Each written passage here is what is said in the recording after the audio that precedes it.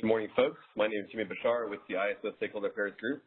It's my pleasure to welcome you to the California ISO Stakeholder Call to discuss the final proposal and draft tariff language for the Pseudo-Ties of Shared Resources Initiative. For today, our agenda, as you can see, will be to discuss today's final iteration, which takes into account the latest stakeholder feedback. And then assuming that takes us all the way to the lunch break, following that hour break, we'll then discuss the draft tariff language, which was, as you may know, hopefully as you may know, published shortly before the final proposal, in which we've accepted comments that we'll also go over today. And we also appreciate, of course, everyone who has commented and their engagement during these challenging times, of course. I just want to throw that in there. Very much appreciate your attendance today. And then following the discussion, we'll be able to integrate any further feedback for the call as we further finalize the tariff language in preparation for the board consideration for approval. This, as you can see, is a simple display of our stakeholder process, as you may know, throughout which the ISO obtains input from stakeholders in between each proposal iteration prior to carrying it forth to the board for consideration for approval. Leading our presentation today will be our lead for this initiative, Jim Price, from our Market and Integration Studies group. I'm also joined by Riddy Ray from our Regulatory Contracts group, as well as John Anders and Anna McKenna from our legal group, who will also be going over the tariff language later today. And last but not least, of course, we have our VP for Market Policy and Performance, Mark Rothleiter, listening in as well. In addition, our calls and webinars are recorded for stakeholder convenience, allowing those who are unable to attend to listen to recordings. The recordings will be publicly available on the ISO webpage for a limited time following the meetings. Of course, the recordings and any related transcriptions should not be reprinted without the ISO's permission. And lastly, of course, if you have any questions, we ask that you please push #2 to raise your hand virtually. And we ask that you please, of course, state your name and the company that you represent before stating your comment. And with that, I'll kick it over to Jim. Thanks, Jimmy. I've got 2 slides here that are pretty much repeats from previous meetings, just to make sure everybody is all together on the context for this stakeholder initiative. What we're doing is proposing a limited tariff change that will facilitate pseudo-ties from EIM entity VAs into the California ISO Balancing Authority Area, or VA. There are 2 forms of dynamic transfers, which are dynamic schedules and pseudo-ties. Most of the dynamic transfers into ISO so far have used dynamic schedules, but there can be some conflicts with EIM's accounting mechanisms once the Balancing Authority Area becomes an EIM entity, becomes a participant in EIM. That cause some difficulties, have some impacts, basically, with economic bidding by the dynamic schedules, which we don't want to restrict. We want to give everybody all the flexibility that they can have. Using pseudo-ties avoids those data conflicts. But an issue so far with pseudo-ties has been that, stemming from historical metering issues by ISO, a pseudo-tie had to be the entire physical resource. A couple of years ago, in 2017, I believe, we had a stakeholder initiative that opened up scheduling coordinator metering options, which applied to internal generators, but did not extend to pseudo-ties at that time. It does provide the mechanisms, at least part of the mechanism for converting these dynamic schedules, which can be for just a fraction of a resource, into pseudo-ties. We've discussed in earlier meetings the development of 2 pieces of documentation that are needed to enable a pseudo-tie of a share of a resource. One is for SC metering. We require a settlement quality meter data plan. In this case, it's logical metering rather than the entire physical meter. In other words, logical metering, there are some calculations that happen after the the physical meter read. The SC metering options set up all the procedures that we need to use for that. It's just a matter of developing and filing with the other documentation, such as a Pseudo-Tie participating generator agreement that sets up the Pseudo-Tie resource. The other piece of documentation for a shared resource is the resource allocation protocol, which describes how the resource is shared. Some required data elements in it will be the commitment, startup, and minimum load costs and how they're allocated, not the costs themselves, but the method by which they're allocated, how bit cost recovery will apply, how outage coordination will divide outages or allocate outages among the multiple SCs. Generally, we want a description of how the resource will be operating, so we know how to model it and we know what to expect for performance. Doing this gives benefits really on both sides for the market participant and the ISO. For the market participant, it allows a resource to continue full market participation after a resource balancing authority area becomes an EIM entity. From the ISO side, we keep those resources available to the real-time market. We can go on to the next slide. There are several resources that are in various stages of progress that will be making use of the tariff and market enhancements for the jointly owned units. In the immediate future, some cases include Sutter Energy Center that's already operating as a shared Pseudo-Tie under a regulatory contract, which was approved by FERC earlier this year and will be governed by a Pseudo-Tie participating generator agreement once we have these tariff provisions in effect. The key piece of implementing Los Angeles Department of Water and Power, LIDWP, is an EIM entity, which will be in spring 2021, is their Intermountain Power Project, which has shared ownership among several cities, including in Southern California, some of them already being in the ISO and currently having dynamic schedules. We're encouraging them to convert to Pseudo-Ties because the Pseudo-Tie avoids the data issues that a dynamic schedule has. There are some other LIDWP resources that may be joining at various points of time: Magnolia, Milford, Copper Mountain 3. I'll note that shared Pseudo-Ties between EIM entities are already in place. What we're doing is establishing a similar mechanism to what EIM entities are already using between themselves for resources to come into the ISO. In the somewhat longer term, we'll be enhancing the functionality that we will be initially offering, which is modeling of these shares of shared Pseudo-Ties as simple generators. In other words, no infeasible operating points, non-negative team-in, things like that, with a comprehensive joint ownership modeling initiative, which has been in our market initiatives roadmap for conduct in 2022, implementing in 2023.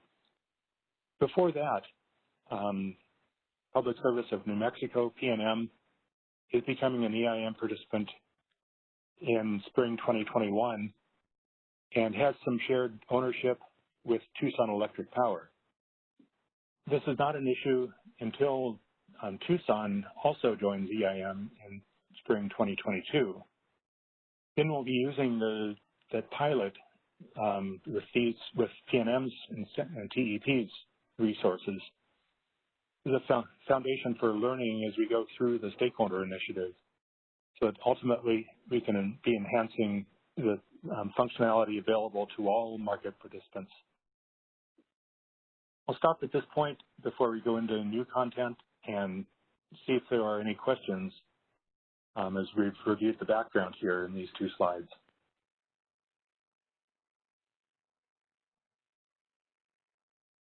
Thanks, Jim. Folks, as a reminder, please push #2 to get in the queue, after which we'll be able to open up your lines for any comments.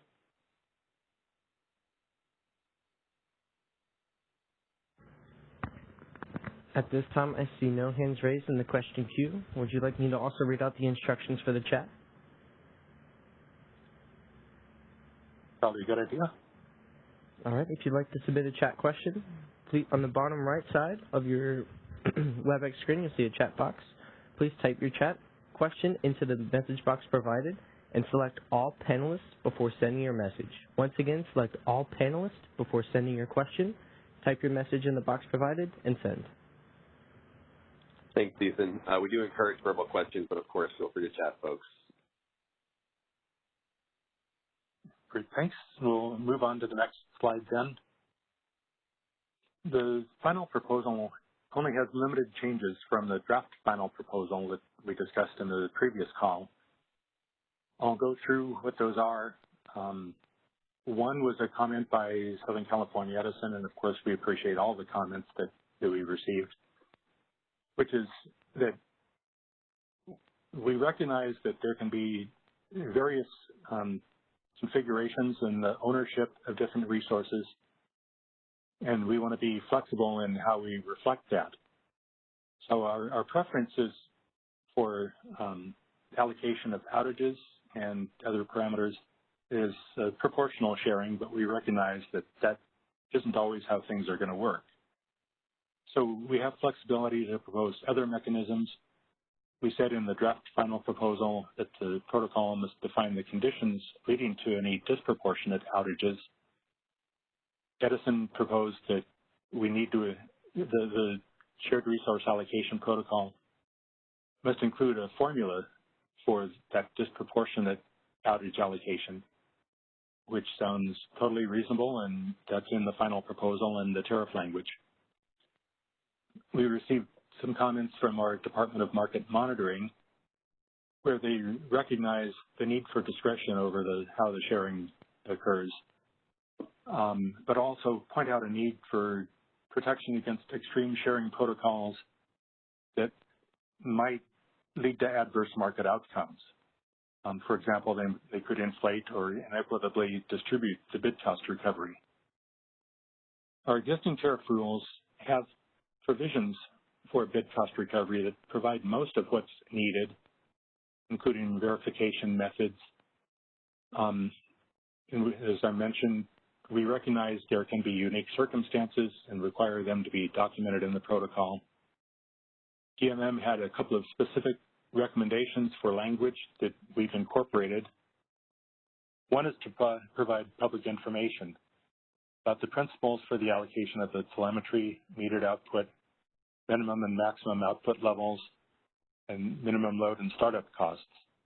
This public information might be in the Pseudo-Tie participating generator agreement, but basically how it is structured in the tariff and contracts will be going over in the tariff portion of this meeting.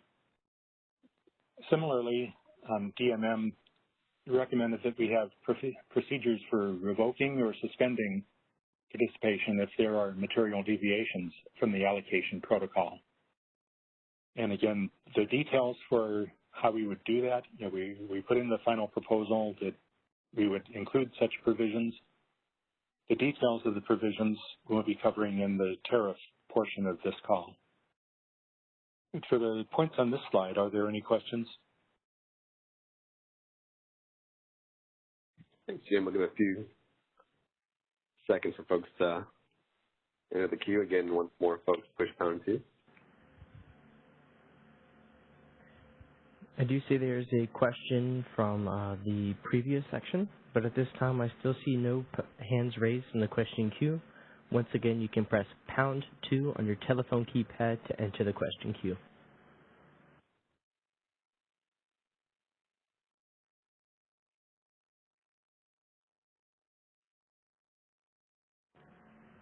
So far, there are no hands raised in the queue.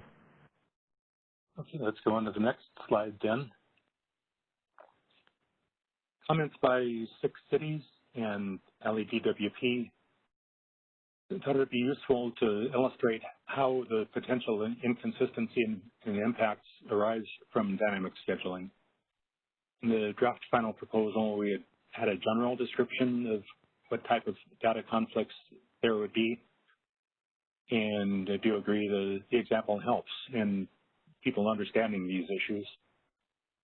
This is an example derived from a dynamic schedule in an EIM entity BA. We haven't been saying what the resource is, and all of the numbers have been changed from the specific case that we're illustrating here. But it is based on an actual example of the market results. In this case, because I wanted to have that level of factual support for showing that these data issues can occur. First row here traces the generator's dispatch. And actually, I'll step back and mention on the diagram to the left of the table. For a regular interchange schedule, not a dynamic schedule, into ISO, we represent that as it enters the ISO as what's called a tie gen, inter-tie generator. It's modeled at the boundary. There are multiple generators here depicted as A, B, and C within the EIM entity. Together, a weighted average of them is a distributed generator aggregation point, or D gap. In this case, generator A is using a dynamic schedule to get into the ISO. If we were to just leave it at this point of seeing the generator output from A and see the interchange coming in at the boundary, the output of that would be double counted. To keep it from being double counted, because really what's going on is that power is being exported from the EIM BA, we have a thing called a mirror generator at the EIM entity boundary that recognizes that the power that is generated is offset by the export and avoids that double counting.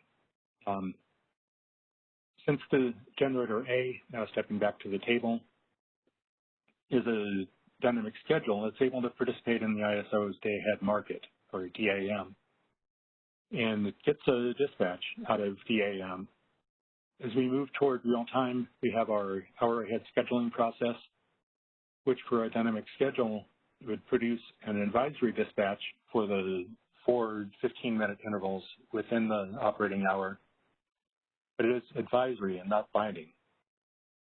The day-ahead schedule, when a base schedule for the EIM entity is first set up at 75 minutes, T-minus 75, before the start of the operating hour. That day-ahead schedule probably will appear in the base schedule for the EIM entity at that point. It could be updated up to T-minus 40 using the results of HASP, which are available by T-minus 40. Remember, that's not a binding dispatch at that point. It gets a 15-minute schedule in RTPD and a 5-minute schedule in real-time dispatch. The RTPD is real-time pre-dispatch. And the dispatch is changed in each of these. If the EIM entity doesn't keep its net schedule to interchange or NSI up to date, it would be appearing as inadvertent energy, when in fact it is an instructed energy. The second row, the bid price for this resource was submitted at the same level in both day-ahead and real-time. In this case, the example at $45. The dispatch, or the LMP for the resource, is more than the bid price in day-ahead, so it gets dispatched for its full bid. The HASP RTPD and RTD have intervals within the hour, for simplicity just showing it as hourly averages. But the HASP and the RTD are getting closer to LMPs equaling the bid price. So we have intervals within the hour on each side of being dispatched, which means in the HASP run, It's not dispatched in all the intervals. The average LMP still slightly exceeds the bid price, but not in all intervals. It is less than the bid price, and so the resource is not dispatched in our TPD and not dispatched above its P-min when we get to RTD. Some of this is due to congestion that affects the export from that PA, causes a reduction in the value in the LMP as we go through time. The important point here is that there's a difference between the DCAPs, congestion, and LMPs being a weighted average for the whole VA and this specific resource, which can lead to some imbalances in the, some neutrality charges in the settlements, which causes an issue to the EIM entity and participants within it. Like I mentioned, the two impacts are if the EIM entity has not tracked its NSI, not kept it up to date, it would appear to have inadvertent energy that really hasn't occurred. It's been instructed energy.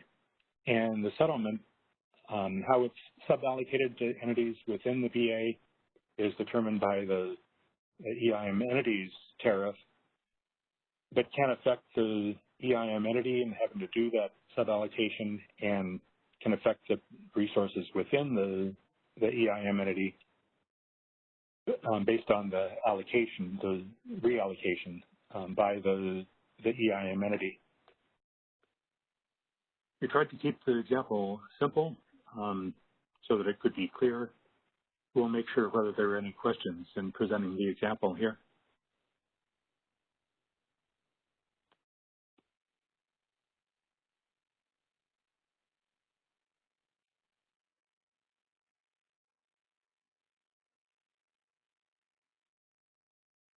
Were there any questions? At this time, there are no hands raised in the queue. Great, thanks, Ethan. We can go on to the next slide, which has been repeated in each of our documents. I think there was one word that changed just for time frame and point of progress in the stakeholder process between the issue paper straw proposal and the draft final proposal. The EIM nature of this stakeholder initiative, basically it affects both the ISO and EIM entities. So the staff has determined that it should be classified as a hybrid proposal, which then would need approval by both the EIM governing body and the ISO's Board of Governors. We're interested in any feedback on that. So far, there hasn't been any question about that determination of being a hybrid proposal. Might as well go on to the next slide, although certainly before we wrap up, if anybody had a question about that one, then feel free to ask. On the next slide, with today's meeting being September 1st and the previous rows in this table, going through how we've gotten to this point, the next point is submitting any comments on this final proposal. We're asking for comments to be submitted by September 15th so that we can then target the November board meetings. Once we have the two board approvals, we'd be filing the proposal with FERC, which will most likely be a 2-month approval process, getting this tariff change in place again in time for the spring's EIM entity go-lives. At this point then, I'll turn it back over to Jimmy to go over the comment process and other issues. Thanks, Jim. Any last sort of comments or questions, folks, as we are wrapping up this final proposal section? Thanks a lot, Jim. We have breezed right through it. We did expect some questions and built in some time, but looks like we can wrap this up a little earlier, just jump right into our tariff language discussion. But yes, as Jim mentioned before that, As you can see, here's the schedule. We are asking for comments by the 15th, and I'll go over this again at the end of the meeting. But we do have a new tool to submit the comments, as most know, and you would just register on our stakeholder webpage. And we have a template up right now that has questions for both the final proposal and the draft tariff language that we'll be discussing here shortly. So that's ready for you guys to fill out. I guess before I move on, just one final check. Ethan, do you have any questions on this first section? At this time, we still have no questions or hands in the question queue. Jimmy, I think there's one more slide that gives details about comment submission. Yeah, thanks, Jim. Yeah, I'll go over this again at the end of the call, but here's more detailed information. You can see the link there, folks, on the bottom. That's where you would register if you haven't registered already. Once you register once, you can be able to comment on either this initiative or any other of our initiatives. We are still working on developing this tool for the recurring processes in our one-off meetings. That's going to come at a later date, but this is applying to our main landing page for you guys. So any issues, please feel free to reach out, of course. And with that, we can jump right to our tariff discussion. Just bear with me a moment, folks, while I bring up the matrix of changes that we are going to present.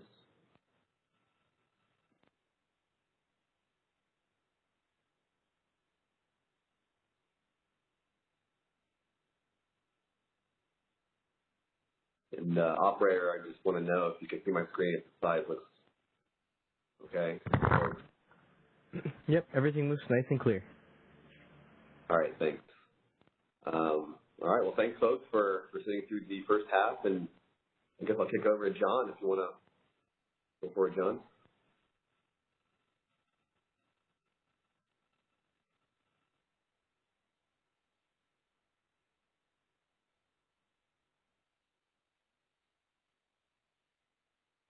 I guess John might be away, folks.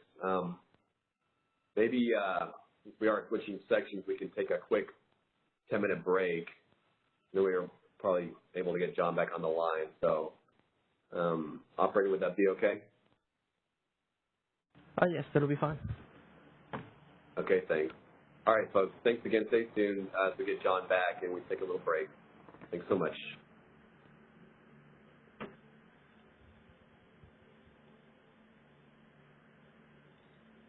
Alrighty, the bridge is now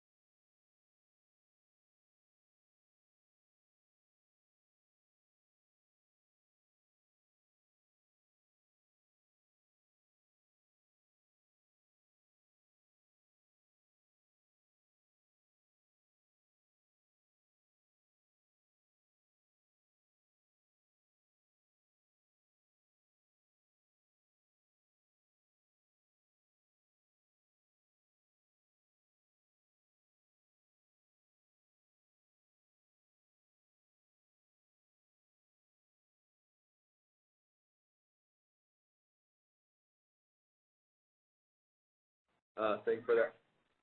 Welcome back, folks. Thanks for that short break as we took a little break from the first part of the discussion. And with that, I'll hand it over to John to begin the discussion on the tariff language. Thanks, Jimmy. This is John Anders, and I'll walk through the comments that we did receive on the draft tariff language. It may get a little bit choppy, but I don't just have everything packaged individually into slides, so it's in a matrix. The matrix is posted. If you want to follow along there and scroll around, you can also do that. Again, we received comments from 3 participants, but we do welcome additional comments during this call. Our goal is to take all of the feedback, anything additional we receive here on this call, and to update the draft tariff language consistent with what's in this matrix and anything we hear on this call, and to get that posted out for comment by stakeholders. I'll just say no later than Friday of this week. And just to finish up on process a little bit, we're going to be looking for comments on that updated draft tariff language in the same time frame as Jim is looking for comments on the final proposal. So that was September 15. So again, we really want to get your input on this call so that that next version of the tariff is very close to being final, given the timelines that we're working with. All right. So with that, I'll go into the comments that we did receive, and the first comment we received, our set of comments, was from Southern California Edison, and they pointed out what I would characterize as a potential inconsistency or gap created by the prior approach. So, in the existing tariff language, this provision, section 1.2.1.2, required that the entire output of a generating unit be pseudo-tied to the CAISO's balancing authority area, and it was that single word "entire" that really required us to embark on this shared resource initiative, along with all the other things Jim mentioned. But we wanted to correct that, and our initial proposal was just to strike that word. But as Edison pointed out, and we agree, that created an inconsistency because in Section 3 of the draft tariff, we define a share also as a pseudo-tie generating unit, so that would be confusing because you could have a share and it wasn't clear that the entire share would have to be dynamically transferred or pseudo-tied to the CAISO's balancing authority area. So we're going to propose, and why don't you go to the next page of the matrix, Jimmy. We're going to propose to reinstate the word "entire," and I'm sorry I'm not seeing it underlined there. I thought I underlined it. But in this section, or the sentence in this section, reinstate the word "entire," and then clarify the relationship between Section 1 of Appendix N, which is the existing provisions that still apply to shares, but those are all of the provisions that apply to a pseudo-tie generating unit. And we would then clarify that the entire unit must be dynamically transferred regardless of whether it's in accordance with this Section 1, just the entire physical unit, or a share of a physical unit in accordance with Section 3. So we think that will address Edison's comments, and they also had additional comments, and we think that those further comments are probably best addressed in response to some of Six Cities' comments, which we'll get to next, and those were in the context of Section 3 of the tariff. So I think if we pause for a minute, see if there's any questions about this. We want to make sure we get the relationship between shares and entire resources correct. We think this fixes the issue, and we appreciate Edison's pointing it out for us. And then we'll move on to the 6 cities, unless there's any comments. And again, we'll publish this in the draft of the tariff that we'll post. So if you think of anything after the fact, you can bring it there, but we'd like to hear as well. So with that, I'll pause for a minute. All right, once again, you can enter the question queue by pressing #2 on your telephone keypad.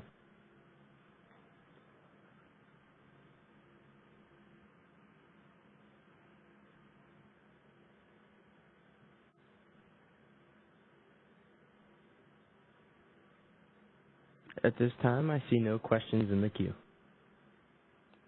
All right. Well, again, we'll incorporate this language into the complete revised draft tariff and post that. So if anything comes to mind, we'll welcome further comments. We want to make sure to get this right. So I think, Jimmy, you can move down to the 6 cities comments. I don't know if it's the next page or the page after that. There it is.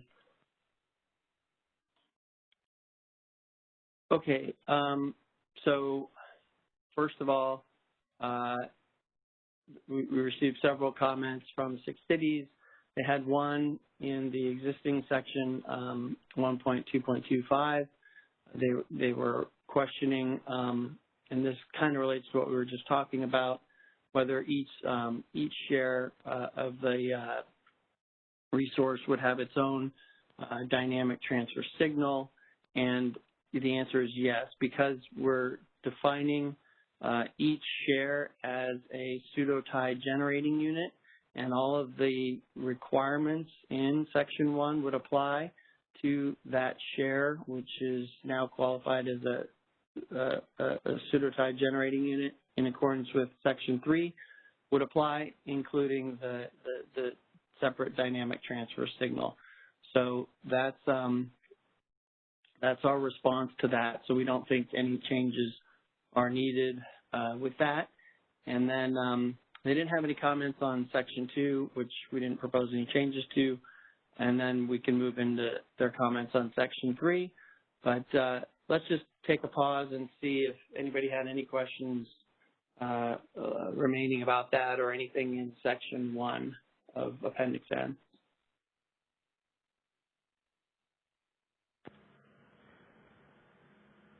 So far, there are no hands raised in the queue, and once again, pressing #2 will place you into the queue.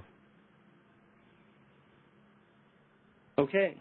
So moving on with the 6 cities comments, they had several in Section 3, and the first one is here, and they were inquiring whether or not a pseudo-tie to the CAISO must register as an EIM resource, or shares not pseudo-tied to the CAISO balancing area. And in reviewing their comments, we did identify a potential improvement on the tariff language we were proposing previously. Was not as clear as it could be. The idea here is really you have 3 flavors, if you will, of balancing areas. You have balancing areas outside of the EIM area. Then you have EIM balancing areas, and then you have the CAISO balancing area. So what we were saying and what we're going to clarify is that if it's a share of a resource in an EIM balancing area that's not pseudo-tied to the CAISO balancing area, that share either A, needs to be registered in that EIM balancing area as a non-participating or participating resource, which is defined as simply an EIM resource. And those requirements exist in the tariff already for EIM balancing authorities, because we need to model all of the resources in the balancing area. And then obviously, if the share is pseudo-tied to the CAISO, then it needs to follow the rules in this Section 3 of Appendix N. And then we had I call it an ambiguity where I think this language we're going to propose clarifies that the third flavor is if that it doesn't need to register as an EIM resource if it's pseudo-typed out of that EIM balancing area outside into a balancing area outside of the EIM area. So scroll down just a little bit, Jimmy, and you'll see the language that we've proposed. It's not in red line against what was previously proposed, but that's the concept anyway. We think that this will clarify, the different scenarios of shares being pseudo-tied to different locations. But again, we're open to comments on this, and I'll pause right there and see if there's any questions.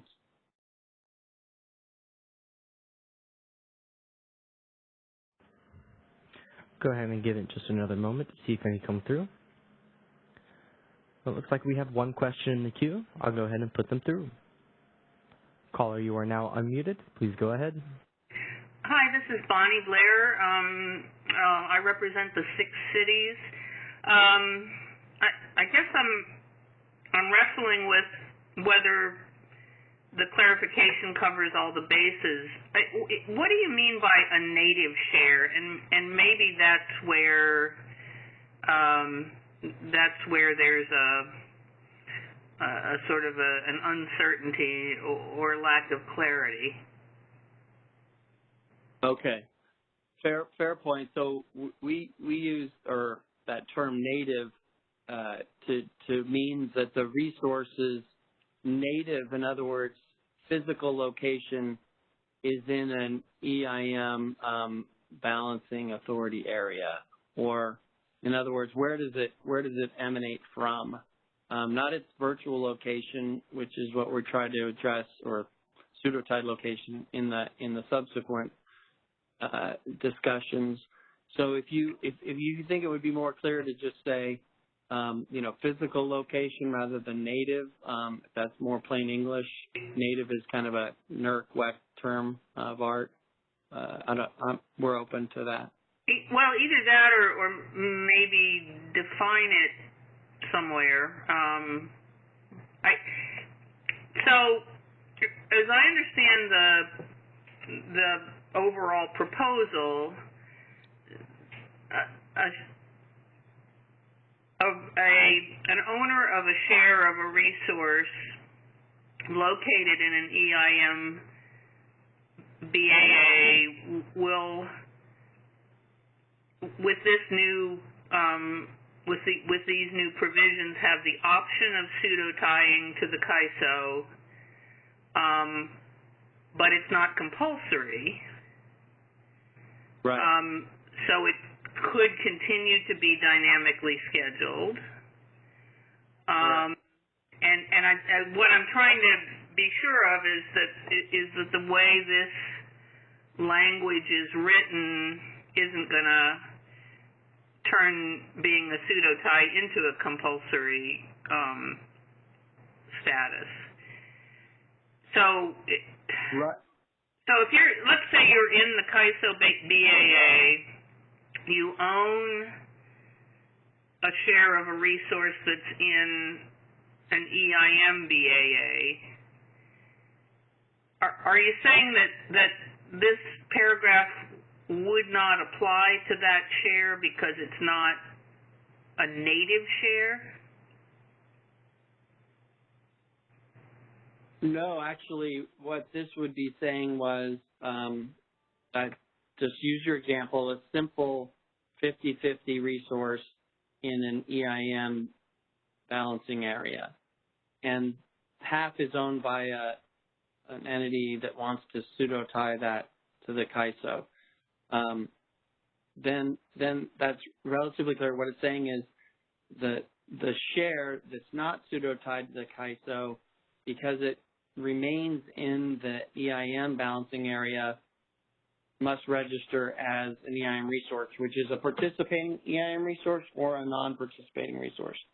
In your kind of, if you keep going with that example and say, well, the share that's coming to the ISO, the owner does not wish to pseudo-tie its share, but wishes to dynamically schedule its share,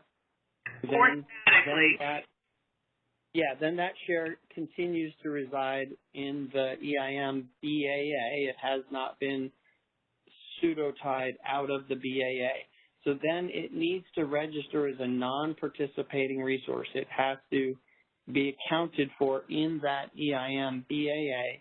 Even though it's dynamically scheduling to the ISO's balancing area, it would be registered as probably a non-participating resource in the network model, whatever of that BAA in the ISO's market. But would that mean then that it couldn't participate in the ISO's real-time market at all? No. It would be scheduled out of the EIM balancing area. It's not participating in the EIM in that BAA. It's being scheduled out of that, dynamically scheduled out for other purposes, day-ahead scheduling into the ISO, and participation into the real-time market. That happens today with resource or BAAs that are in the ISO. That's why the ISO created those mirror resources that Jim described in that example of the final proposal, so that it was not double counted. The dynamically scheduled resource was not double counted. You have this mirror resource provision, which is in the EIM tariff to ensure no double counting. So I do take your point. Oh, go ahead. I'm sorry. No, you go ahead. Maybe it'll help me wrap my around. I was actually going to just take your point that native share might not be the clearest way to describe this. So take another crack at that. Yeah, I guess I'm wrestling with the idea of a resource owned by or a share of a resource owned by an owner outside of the EIM BAA that wants to participate in the CAISO real-time markets, doesn't want to be pseudo-tied, is going to be registered as a non-participating resource in the BAA. Correct. And it has to be because it has to be accounted for in the energy management system calculation of, ACE and interchange and all that. And that's how that is done. If it's not pseudo-tied out, then it has to be reflected in the network model as being inside of that BAA. Even though it's owned by someone outside that BAA? Yeah, ownership is irrelevant to the network model representation of the resource and its operations. And you say that, so nowadays, if there's a resource that's located in the Pacificor area, for example, that's owned by somebody in California, yep, it's registered as a non-participating resource?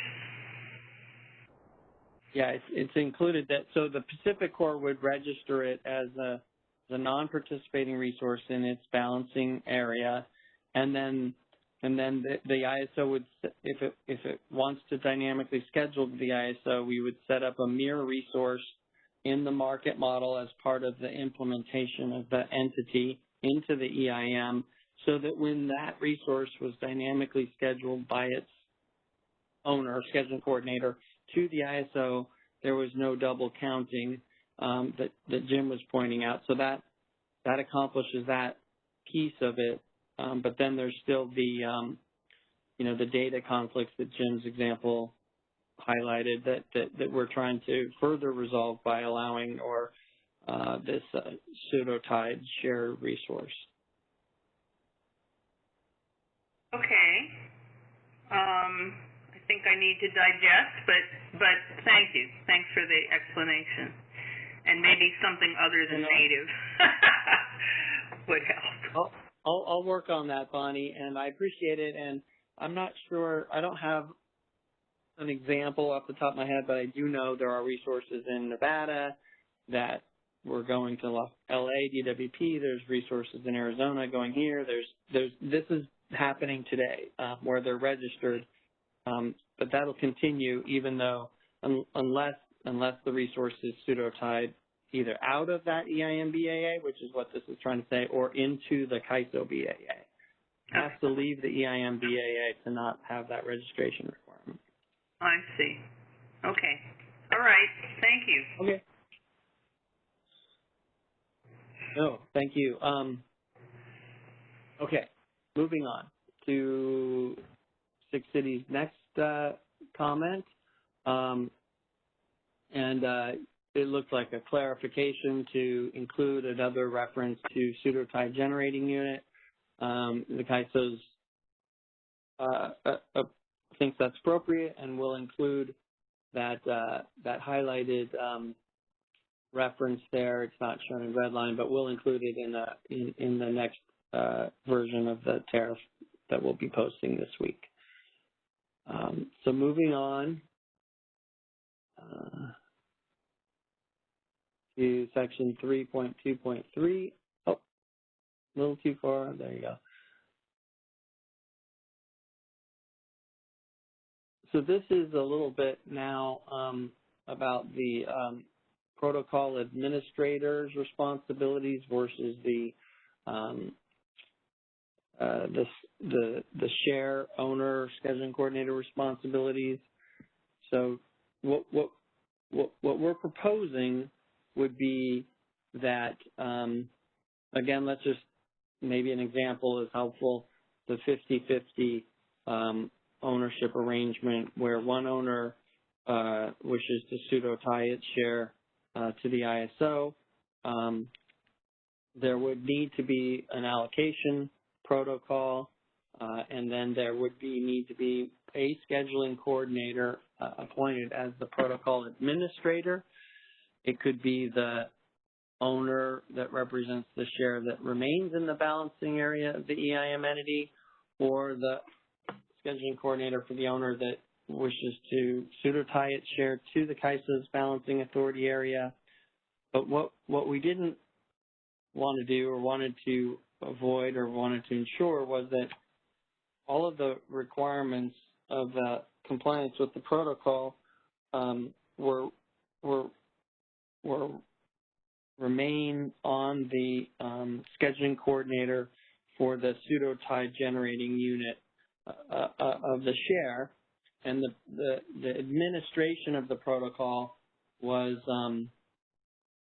in addition to that, some requirements that are unique or specific to the protocol administrator, but we didn't want to shift all of the responsibilities of a generating unit scheduling coordinator, for the metering or all those other things from the scheduling coordinator for the share to the scheduling coordinator that's administering the protocol.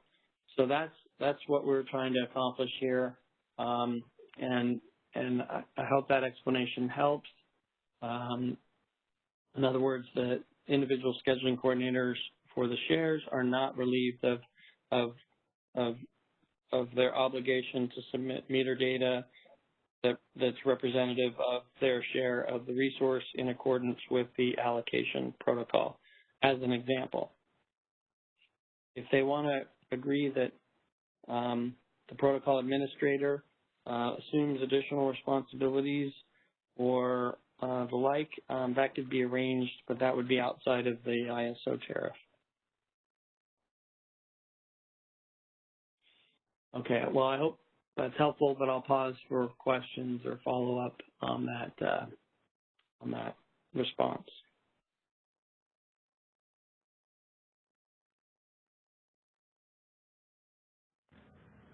I'll give it another moment. Once again, you can press #2 to enter the question queue.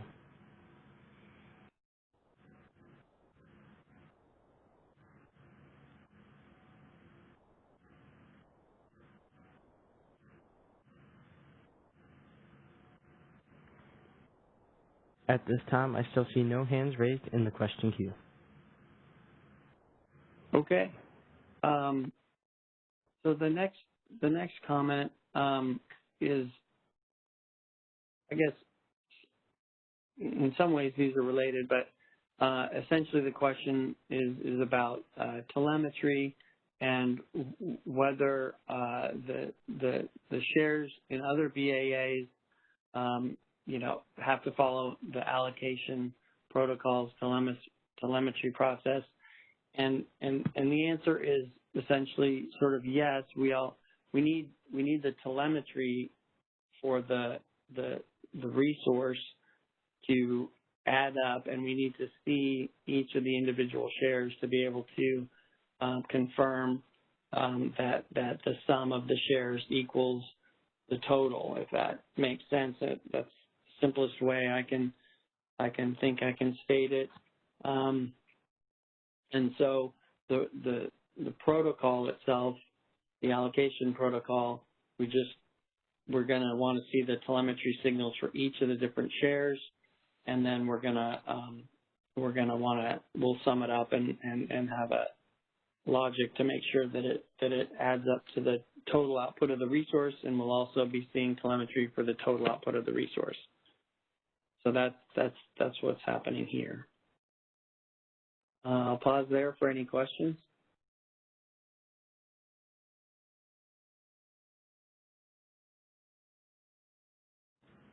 We'll give it one more moment for the question queue. Once again, pressing #2 will place you into the queue.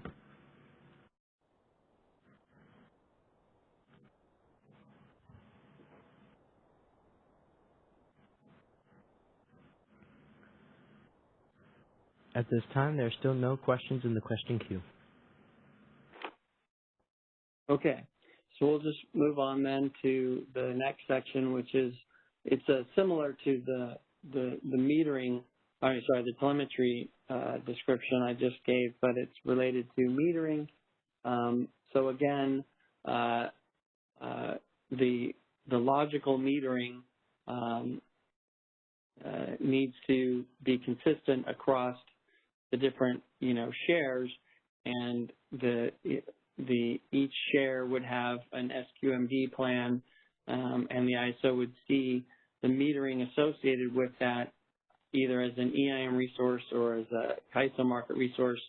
I guess if it's pseudo-tied outside of that EIM balancing area, as we were discussing earlier, then the metering would be different because the values would be telemetered out of that balancing area. So I hope that helps. And we have proposed one additional clarification. I think we misreferenced. We said their SQMD plan, which is ambiguous, and so we'll be clear that it's referring to the SQMD plan submitted by the associated pseudo-tie generating unit. So that should at least clarify in part that provision, and with this explanation, hopefully addresses the comment. But I'll pause there for any questions.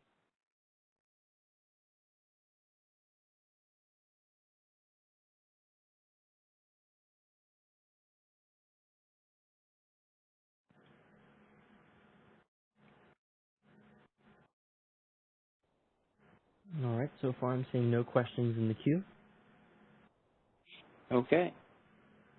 Then we'll move on to the third set of comments that we received, and that was from our Department of Market Monitoring.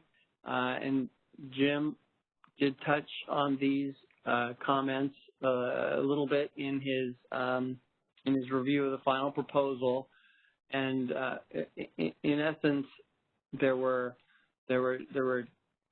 two comments. The first one was to identify these key attributes and to have them identified in a way that was public, in the sense that it wasn't commercially sensitive or other types of operational information that might be in a protocol or an operating procedure specific to the resources.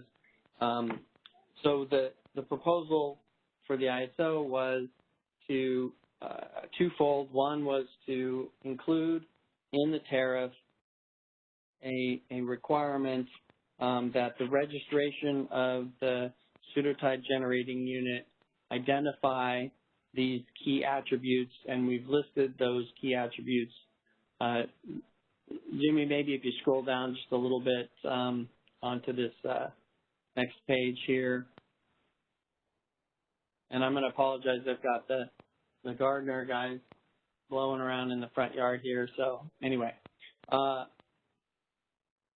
so we will I list the requirement that they be identified, and we'll add tariff language to that effect, and that's noted here, and we'll put that in section 3.1.1.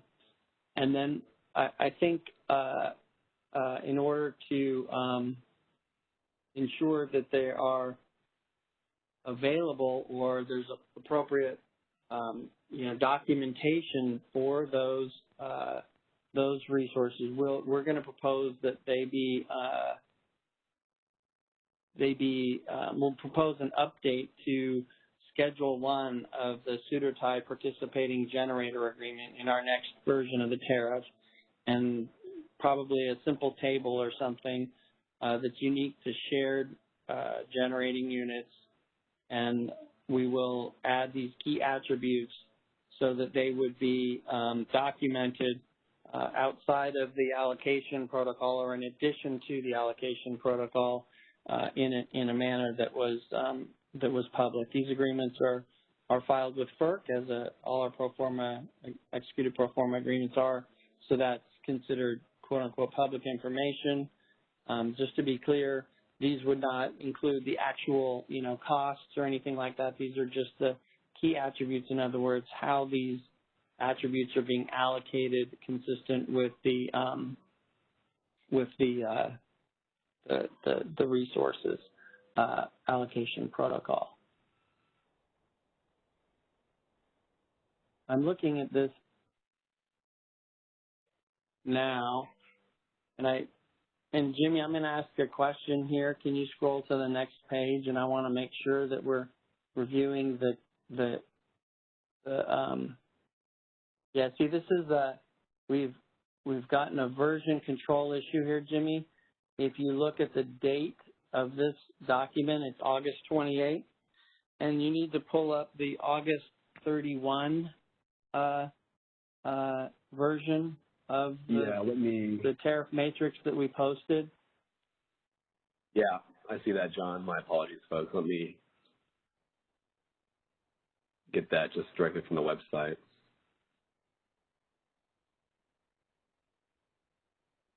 Thanks, John.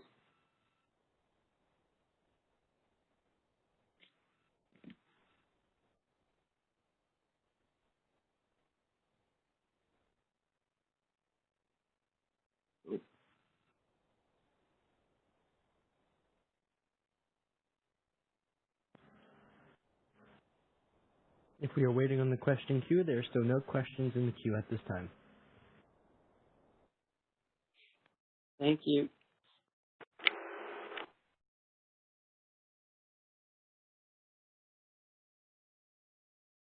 Thanks, folks, as you're bearing with me here for a second. I think that's the right section, right, John? Yeah, the version that was posted is correct, I believe. Yeah, I mean, it was dated August 31. Yeah, am I on the right page now? Do you see it? Oh, wait, hold on. Let me pause. Sorry, my screen was paused. There we go. It's up now. There you go. Okay, yeah, you're on right. Yeah, go to the next. There you go. Okay. All right. So this has the discussion that we were just talking about. So to capture the attributes, we'll be proposing an updated version of Schedule 1 to the Pseudo-Tie Participating Generator Agreement. We also believe it may be appropriate to reflect these in the EIM Participating Resource Agreement. but we will not be proposing an amendment to that agreement. We think that the identification of the key attributes in the CAISO's participating generator agreement, Pseudo-Ties participating generator, is sufficient. So with that, I think we'll take any questions on this aspect of DMM's comments. So these are how to reflect the registration of these key attributes in the allocation protocol.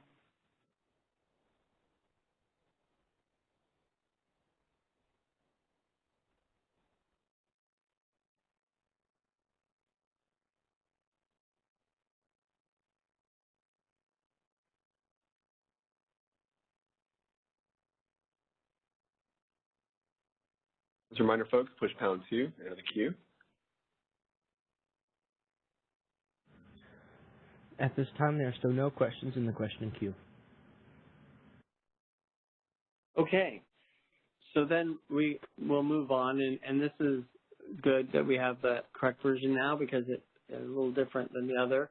But the other aspect of the DMM comments were essentially related to the concept that if in practice the entity either A, fails to follow its allocation protocol and it has, impacts on the market, and we'll address that here in this proposed section 3.2.4, or the other concept was if the application of the allocation protocol, even if they're following the allocation protocol, somehow results in inequitable allocation of bid cost recovery or inflation of bid cost recovery, and we'll address that in a separate section. So what we're proposing is to clarify the tariff language. We would remove what was previously in the tariff in section 3.2.2, and we would create two new sections. One would be this 3.2.4 to address the failure to follow the allocation protocol, and then a new 3.2.5 to address the inequitable allocation of bid cost recovery. So here in this section 3.2.4, we have narrated a proposed procedure for a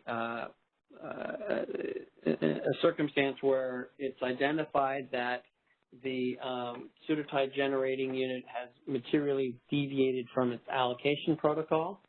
And in essence here, we're trying to balance the need to intervene and take action and the Pseudo-Ties generating unit's legitimate interest in continuing to participate in the CAISO's market during some period of suspension.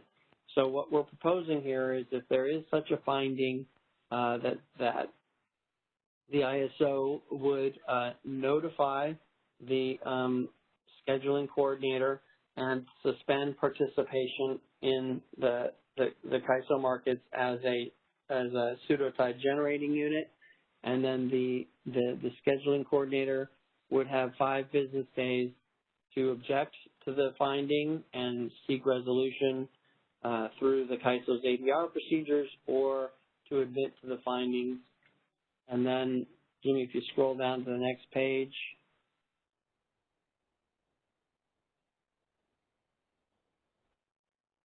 Yep, there you go.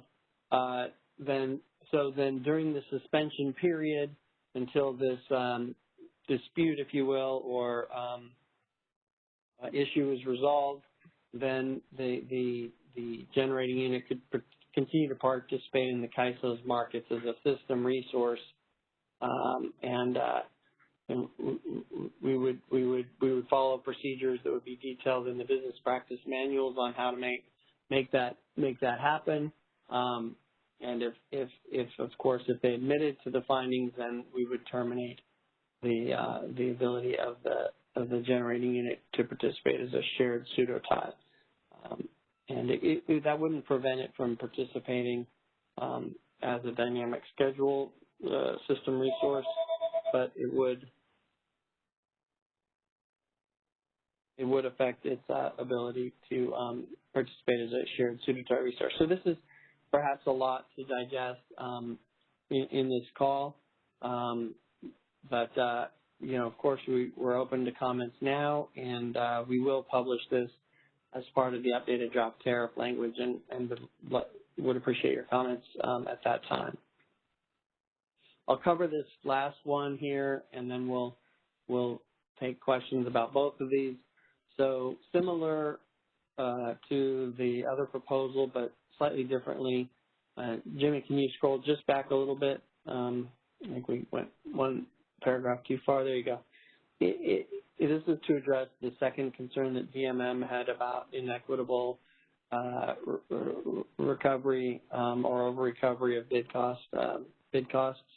And here we're simply saying that if it is found that they might be exploiting the bid cost recovery mechanism to benefit the resource owners or causing inequitable results, then the CAISO will notify the scheduling coordinator and will suspend their participation in CAISO's markets pending a final determination of CAISO's findings. So here there are the procedures are more abbreviated. This is a fairly serious process that would then probably be in a market monitoring type of proceeding and potentially a FERC investigation. So again, this is a lot to think about, but these are the two proposals that we're recommending be included in the tariff as a procedural mechanisms to address these two circumstances that DMM is concerned about. And we think that these provisions, as drafted, strike the right balance between the potential harm to the market and the potential harm to the market participant in terms of its continued participation in the CAISO markets. So that's it for these two comments, and I'd like to open it up now if there's anyone that has anything specifically to these two procedures here that would be helpful now. If not, we welcome your further comments once you've had a chance to think about it and see it in the draft tariff. So are there any questions at this time?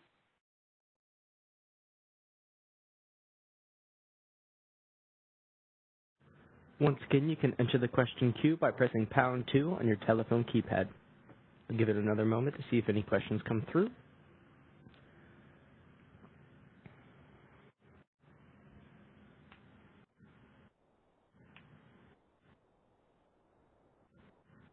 At this time, it appears there are no questions in the queue. All right. Well, like I said, please look for updated draft tariff language to be posted.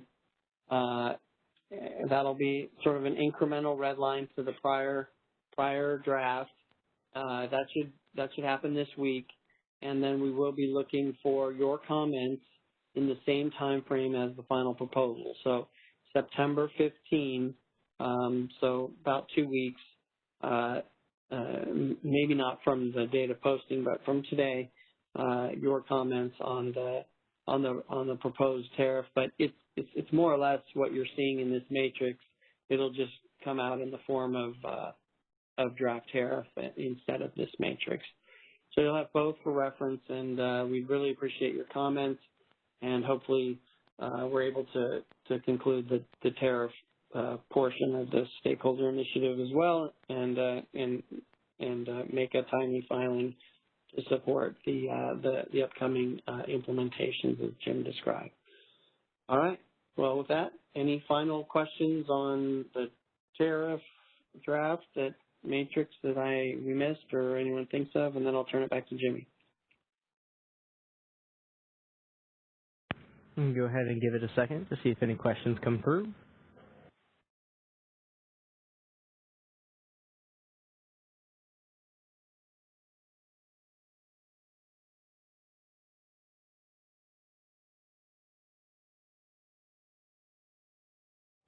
And at this time, there appears to be no questions in the chat or the question queue. All right. Well, thank you very much. I'll turn it back to you, Jimmy. Great. Yeah. Thanks, John. And Ethan, of course. Thanks, folks. We feel we did a very efficient job incorporating feedback given the lack of questions today. So we appreciate your engagement as mentioned and for listening on the discussion. Comments again by September 15th on both the final proposal and the draft tariff language. As mentioned, the template is already up with all the questions there ready to be filled out. Please feel free to reach out to the ISO Stakeholder Affairs at CAISO.com mailbox if you have any questions. And as mentioned, this was recorded in MP4 format. You can look for the recording to be available within the next couple of business days, as always, on the initiative page there, linked at the top. And, of course, thanks again, folks. Please stay safe and healthy and all that good stuff. Really appreciate your participation, and have a great rest of your day.